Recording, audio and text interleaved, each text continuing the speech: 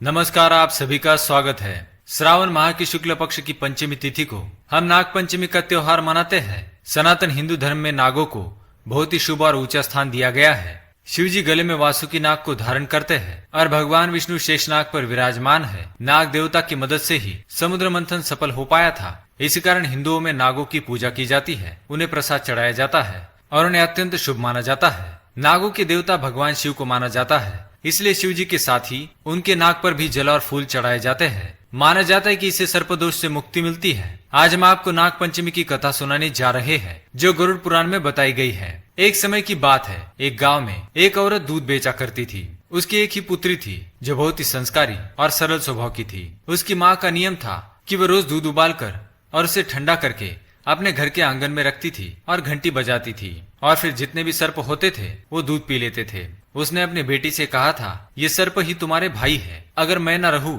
तो तुम अपने भाइयों को याद कर लेना। कुछ समय बाद जब उसकी बेटी बड़ी हो जाती है और उसकी शादी एक बहुत बड़े खानदान में होती है। जिस गांव में उसकी शादी होती है, उस गांव के मुखिया के 7 बेटे थे। उनके सबसे छोटे बेटे के साथ इसका विवाह हो जाता है। 7 बहुओं में छोटी बहू सबसे ज्यादा संस्कारी थी। उससे बाकी की बहुएं ताना मारती थी कि तेरा तो इस दुनिया में कोई नहीं। एक माँ थी और वो भी मर गई। ऐसा सुनकर भी वो किसी से कुछ भी नहीं कहती थी। अब श्रावण का महीना चालू हुआ था। सारी बहुएं बहुत ही खुश थी।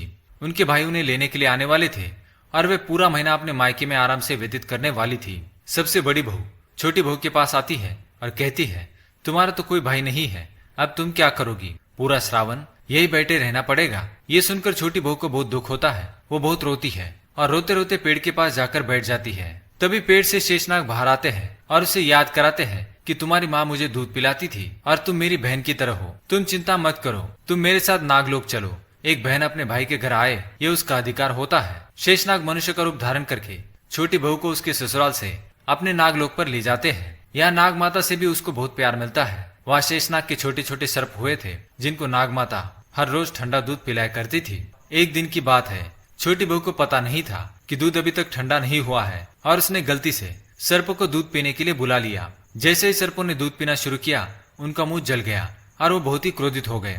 वो छोटी बहू को डसना चाहते थे, पर नाग माता के समझाने पर उन्होंने छोटी बहू को छोड़ दिया और शेषनाग उन्हें अपने ससुराल छोड़ने आए, इस वादे के साथ कि अगले श्रावण वो फिर आएंगे।